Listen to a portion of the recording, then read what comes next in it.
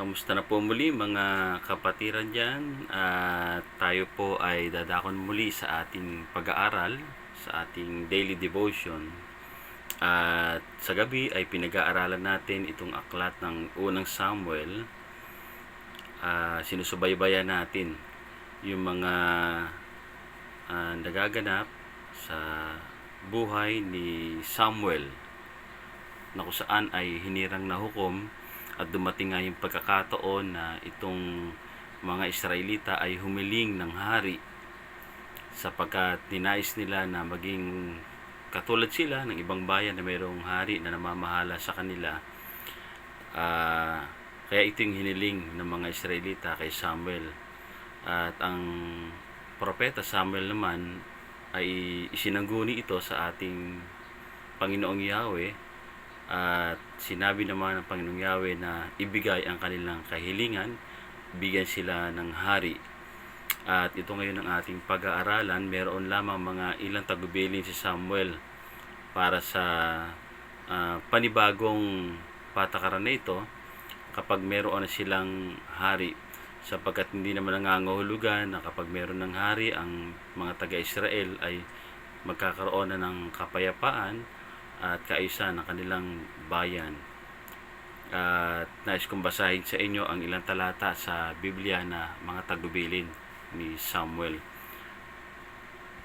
Okay, ang ating binasa ngayon natin ngayong gabi na ito ay matatagpuan sa unang Samuel 10, 11, 12. So, pumili lamang po ako ng ilang talata sa Bible dito sa unang Samuel 12:22 to 25. At ganito ang sinasabi: Hindi kayo pababayaan ni Yahweh, sapagkat iyon ang kanyang pangako. Kayo pinili niya bilang kanyang bayan. Papanalangin ko kayo at tuturuan ang dapat ninyong gawin. Subalit, matakot kayo kay Yahweh, manatili kayong tapat sa kanya, paglingkuran ninyo siya ng buong puso, at lagi ninyong alalahanin ang mga kabutihang ginawa niya sa inyo. Ngunit, kung mananatili kayo sa inyong kasamaan, malilipol kayong lahat, pati ang inyong hari. Palain ng Panginoon ang pagkabasa ng kanyang banal na salita. At pag-aralan po natin yung ating binasa, at maaari nyo pang sundan yan sa inyong mga Bible, sa unang Samuel 12:22 to 25. Okay. Bakit kaya pinili ng Diyos ang bansang Israel na maging kanyang bayan? Alam nyo, hindi naman sila pinili ng Diyos dahil karapat-dapat sila, kundi ninais ng Diyos na sila ang gamitin upang maging tagapagpahayag ng tungkol sa kaligtasan sa pamamagitan ni Kristo. Kaya dahil sa sila ang bayan na pinili ng ating Panginoon Diyos, hindi niya pa rin pwedeng pabayaan ang kanyang bayan. Naroon pa rin yung kanyang pangako sa kanila na sila ay pagpalain. So hanggang ngayon naman, di ba, ang bansang Israel, pinagpala talaga ng ating Panginoon Diyos yan. Pero alam naman natin na hindi totally talaga sila ay nakasunod sa kalooban ng Panginoon. Pero kapag ang kanyang bayan ay nakakaranas ng pagtalikod sa kanya noong panahon na iyon, sila ay namumuhay sa pagkakasala, sumasamba sila sa ibang Diyos dahil sila ay nahaluan ng ibang kultura noong unang panahon na iyon, dahil hindi naman nila totally napalayas yung ibang kaaway nila. Yung iba nga ay sumama sa kanila at nahaluan yung kanilang pananampalataya sa Diyos. Natuto sila sumamba sa Diyos-Diyosan. Kaya nagkaroon ng sumpa ang kanilang bayan dahil hindi sila totally sumunod sa kalooban ng ating Panginoon. At kaya naman ang Panginoong Yahweh ay binibigyan sila ng mga salot, ng mga epidemya, natatalo sila ng kanilang mga kaaway. Ito ay ginagawa ng Panginoong Diyos dahil ang gusto ng Panginoon ay turuan sila na bumalik kay Yahweh, sa tunay na Diyos, yung kanilang pagtitiwala at pananampalataya. Kaya ginagawa niya ang mga bagay na iyon. Ayon do sa ating binasa, ay nagnais ni si Yahweh na ipanalangin ang kanyang bayan. Isa po bang kasalanan ang hindi pananalangin dito sa ating bayan? So para kay Samuel ay isang malaking pagkukulang kung ang bayan ng Diyos ay hindi niya idudulog sa Diyos. Kailangan po yan. At tayo nga, maging mga lingkod ng Diyos, dapat lagi din nating ipinapanalangin ang ating bayan sapagkat ito'y tungkulin natin bilang mga mananampalataya na idulog sa Panginoong Diyos ang ating bayan. Dapat niyang ipanalangin ng bayan ng Diyos bilang tagapamahala ng kanyang bayan. Sabi nga sabi sa Efeso 6:18, manalangin kayo sa lahat ng pagkakataon, humiling at sumamo sa patnubay ng Espiritu. Lagi kayong maging handa at patuloy na ipanalangin ang lahat ng hinirang ng Diyos. O kasama sa mga hinirang ng Diyos ay yung mga namamahala sa ating mga pamahalaan. Kaya dapat idinudulog natin yan sa ating Panginoon. At ang isa pa na sinabi ni Samuel dito ay ituro sa bawat isa ang mabuti na dapat gawin bilang hukom, bilang isang spiritual advisor at isang tagapamahala sa bayan ay maituro sa kanila yung mga dapat gawin na nagmumula sa ating Panginoon, no? Kaya nga itong ating mga president, may mga spiritual advisor din yan. Itinuturo din sa kanila yung mga dapat gawin. Sabi daw sa 2 Timothy 2 verse 2, ang mga narinig mo sa akin sa harapan ng maraming saksi ay ituro mo naman sa mga taong may katapatan at may kakayahang magturo naman sa iba. So, ibig sabihin ay kailangan na maituro sa kanila mga dapat gawin na sa gayon magpasa-pasa ang pagtuturo sa kalooban ng ating Panginoon. Kaya naman hanggang ngayon ay itinuturo sa atin ito, mga bagay na dapat natin gawin. Kaya mayroong church. Ito ang nagtuturo ng mga dapat gawin ng mga tao. So, sa totoo lang ay hindi sang-ayon itong si Samuel na bigyan sila ng hari katulad ng kanilang hinihiling, katulad ng ibang bayan. Dahil ang nais niya ay mismong ang Diyos ang maghari sa kanila. Pero niloob na rin ng Panginoon na bigyan sila ng hari para turuan ang kanyang bayan na magpasakop sa hari sa pagitan ni Samuel. Maaring karamihan sa mga Israelita ay pasaway, pero ang pangako ay pangako. Tinupad niya ito para sa kanyang bayang pinili. And then dumating na po yung panahon na matanda na nga itong si Samuel. Kaya si Saul na kanilang hari ang namahala sa kanila. Patuloy pa din ang kanyang paalala sa mga Israelita na huwag kalilimutan ang mga magandang ginawa ni Yahweh sa kanilang buhay, sa kanilang bayan. Dahil habang inaalala nila ang kabutihang ginawa ni Yahweh, hindi mawawala ang pasasalamat nila sa Diyos. At hindi sila magkaka-interes na sumamba sa mga Diyos-Diyosan. Bakit? Dahil kapag naalala nila yung mga himala, yung mga magagandang ginawa ng Panginoon sa kanilang buhay, o bakit pa sila magkaka-interes na sumamba sa ibang Diyos kung nakita na nila na ang patnubay ng ating Panginoon Diyos ang sumasa kanila, kung saan ay hindi sila pinabayaan ng Diyos habang sila ay nagtitiwala.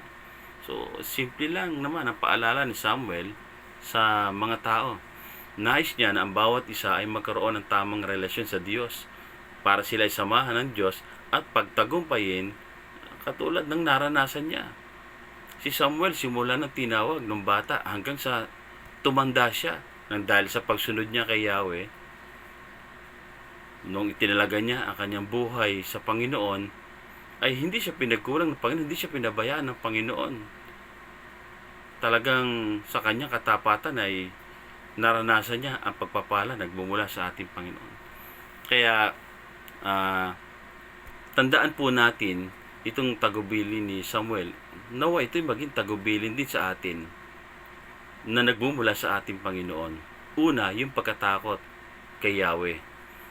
So, pagka sinabi namang pagkatakot sa Diyos, ito yung natatakot tayo na gumawa ng kasalanan dahil alam nating may kaparusahan mula sa Diyos kapag tayo namumuhay sa pagkakasala. Di ba, ang sabi sa Romans 6:23, na ang kabayaran ng kasalanan ay kamatayan. So, bakit pa tayo gagawa ng kasalanan? Alam naman nating ito'y pagbabayaran natin, na tayo parurusahan ng Diyos kapag tayo ay namuhay sa kasalanan.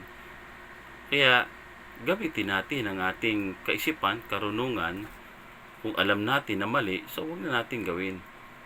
Dahil hindi yan ayon sa kalooban ng ating Panginoon. Ano sabi sa mga awit 33 verse 8? Matakot kayo kay Yahweh. Matakot kay Yahweh ang lahat ng nasa lupa. Siya dapat katakutan ng buong nilikha. Gayun din naman ang sinasabi sa Mateo 10 verse 28. Huwag ninyong katakutan ang pumapatay ng katawan, ngunit hindi naman nakapapatay ng kaluluwa. Sa halip, ang katakutan nyo ay ang Diyos na may kakayahang pumuksan ng iyong katawan at ng iyong kaluluwa sa impyerno. So dapat magkaroon ng takot ang bawat isa sa ating Panginoong Diyos. Yung kasing iba hindi natatakot. Hindi sila naniniwala na mayroong impyerno pagkatapos ng kamatayan. Akala nila lahat ng tao pupunta sa langit. So, ito mismo sinasabi ng banal na kasulatan na kapag hindi nyo kinatakutan ang Diyos at kayo namuhay sa pagkakasala, may kaparusahang naghihintay sa inyo sa impyerno. Okay, kaya dapat matakot tayo sa Diyos. Gumawa tayo ng nais sa kalooban ng Panginoon. Pangalawa, manatili kayong tapat sa Kanya, sabi ni Samuel. Ibig sabihin ng manatili ay hindi dapat mawala ang katapatan natin sa ating Panginoon Diyos. Ang mga Israelita, sa dami na nakita nilang himala mula sa Diyos, nagkaroon pa rin ng pagkakataon na lumayo sa Diyos. Sumamba pa rin sa mga Diyos-Diyosan. Sa panahon naman ngayon, ay dami nakakakilala sa Panginoon. Naglingkod, sumamba sa Panginoon, nanampalataya, nagbigay ng kanyang buhay, nag-encounter sa Panginoon. O yung iba, nasaan na sila ngayon? Bumalik sa dating pamumuhay, bumalik sa mga bisyo, hindi na natili sa Diyos. Kaya mahigpit ang bilin ni Samuel. Huwag kayong mawawala sa Panginoon. Manatili kayong tapat sa ating Panginoong Diyos. At maging ang mga kapastoran ngayon, lagi nagpapaalala sa kanyang mga miyembro, sa mga tao, na manatili kayong tapat sa Kanya. Pag sinabing manatili, huwag kayong umalis. Dahil kapag umalis kayo sa Panginoon, ano mangyayari sa buhay ninyo? Hindi nyo pwedeng ipagmalaki ang inyong ginagawa. Dapat ipagmalaki natin yung ating pananampalataya sa Diyos. At kung tayo may pananampalataya, gagawin natin ang mga bagay na ipinapagawa ng Panginoon. Na andyan tayo palagi sa pagsamba, sa pananalangin, sa pag-aaral, sa mga fellowship, sa pagbabahagi ng salita ng Diyos. Dapat manatili sa atin. Hindi pwedeng hindi lahat natin naranasan ang pagpapala sa buhay natin, yung mga hiniling natin, nawawala na tayo sa Panginoon. Hindi pwedeng ganoon. Kailangan na hanggang sa tayo ay bawian ng buhay, hanggang sa pagdating ng Panginoon, ay manatili tayong tapat na naglilingkod sa ating Panginoon. Pangatlo, paglingkuran siya ng buong puso. O sinabi ni Samuel, pagka kayo may hari na, maglingkod kayo sa Panginoon ng buong puso. Hindi naman tayo naglilingkod sa Panginoon dahil sa pinagpala tayo ng Panginoon. Tapos kung wala nang dumating, hindi na tayo maglilingkod. Pagka naranasan natin ang kahirapan, karamdaman, ay nawala na sa puso natin ang paglilingkod. Ang paglilingkod na buong puso ay hindi tayo naglilingkod dahil sa may ibinibigay sa ating salary, may binibigay sa ating allowance. Hindi tayo naglilingkod dahil sa may title tayo na pastor, bishop, doktor o ano paman. na hawak natin, kundi ang paglilingkod ng buong puso ay yung totoong nagmamahal sa Diyos.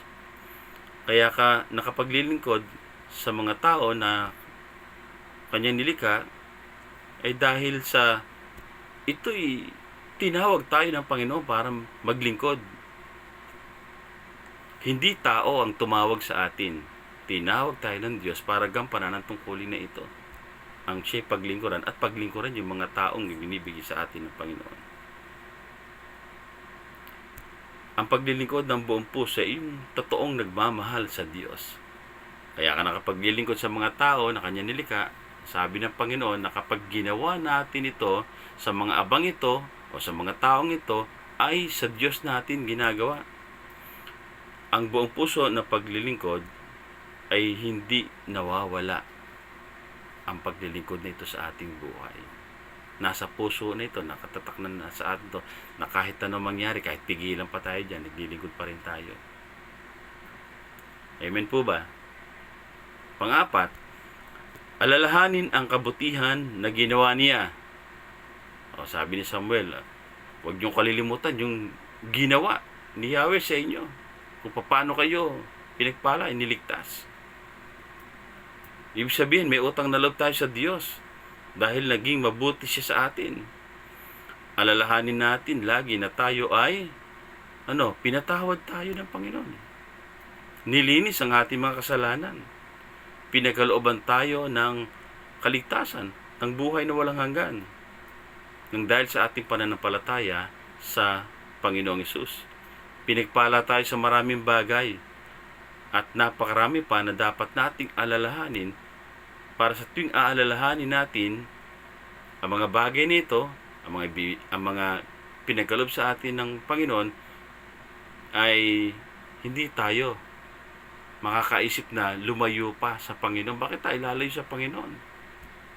Wala nang desisyon para sa atin na lumayo pa sa Panginoon dahil nakita na natin nakabutihan, naranasan na natin nakabutihan ng ating Panginoon sa ating buhay. At yung panghuli nga ay nagkaroon ng babala si Samuel. Itong babala niya, kung mananatili kayo sa kasalanan, malilipol ang kanyang bayan, pati na ang hari. Ganyan ang nangyari kay Haring Saul. Kaya nalipol silang lahat. Dahil lamang sa inggit kay David ay napalayo kay Yahweh. Gumawa ng sariling desisyon. Ano nangyari? Napahamak ang kanyang bayan, pati siya ay namatay. Kaya hindi pwede na tayo ay manatili sa kasalanan. Kung nalaman natin na sa sarili natin na unti-unti lumalayo tayo sa Diyos, nakakagawa na ulit tayo ng kasalanan, balik na ulit sa mga masamang bisyo, magbalik loob tayo sa ating Panginoon. Dahil ito lamang ang magagawa natin sa buhay natin para mahalin ang buhay natin. Kung mahal natin ang buhay natin, ibigay natin ito sa Panginoon. Kung hindi natin mahal ang buhay natin at gusto natin mapahamak yung buhay natin, lalayo nga tayo sa Panginoon. Ganito rin ba ang gagawin ng maraming Pilipino? Ang patuloy na sumuway sa Diyos at manatili sa kasalanan? Mag-isip-isip tayo mga kapatid. Kung nakikita natin na tayo namumuhay pa sa kasalanan, talikuran natin yung mga kasalanan. Mamuhay tayo ay sa kalooban ng Diyos. Mga kapatid, patuloy nating ipanalangin ang ating bayan na magkaisang manalangin na may kababaang loob at lubusang talikuran ng kasalanan upang ang ating bayan ay pagpalain ng Diyos at alisin niya ang sumpa ng mga salot at kalamidad na ito na dumarating sa ating bansa. Dahil nakita na ng Diyos na napakalaki na ang kasalanan ng ating bayan, kung mananatili sa kasalanan ng ating bayan, patuloy na darating ang mga hindi magandang mangyayari sa buhay natin at sa bansa natin. Kaya pagkaisahin natin, kapatid, ang ating mga puso't damdamin, lahat po tayo ay magbalik loob sa ating Panginoon. dahil ito lamang ang ating magagawa habang tayo ay nasa loob ng ating mga tahanan, ang lumuhod-dumulog sa ating Panginoon at ipakiusap natin sa ating Panginoon na ang bayan natin ay palayain sa lahat ng mga gawa ng kaaway na ito. Tayo ay manalangin. Ama naming Diyos, dalangin po namin na maunawa ng lahat ng tao ang naisin mo para sa aming bansa. Magkaisa na po sana ang lahat ng Pilipino na matakot sa iyo, O Diyos, at talikuran ang gawang kasalanan, manatiling tapat sa iyo sa kabila ng aming nararanasan ngayon, at buong pusong maglingkod sa iyo, sapagkat ikaw lamang ang totoong Diyos na dapat naming paglingkuran. At alalahanin naming lagi ang kabutihang dulot mo sa amin kung paano mo kami pinatawad, iniligtas, at pinagpala sa maraming bagay. Na sa gayon, kung tuluyan na kaming tatalikod sa kasalanan, ang aming bayan ay iyong palalayain sa gawa ng kaaway at iyong pagpapalain. Salamat po sa mensahe nito na pinagkaloob mo sa amin. Naway matanim ito sa puso ng bawat isa at magawa namin ang lahat ng ito. Salamat ng marami sa iyo, O Diyos. Naniniwala po kami, malapit na po na iyong tugunin ang aming mga dalangin para sa aming bansa ayon sa iyong kalooban.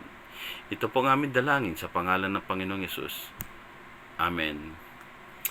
Marami pong salamat sa inyong panonood at pakikinig ng ating daily devotion. Maaari nyo ding mapanood sa YouTube ang mga video na ito na ating pag-aaral. I-type nyo lang The Shepherd's Voice Daily Devotion. Ito po ay ina-upload ko sa YouTube para marami po ang makapanood at makapakinig. Pagpalain tayong lahat ng ating Panginoon. To God be the glory. Bye. Miss you all.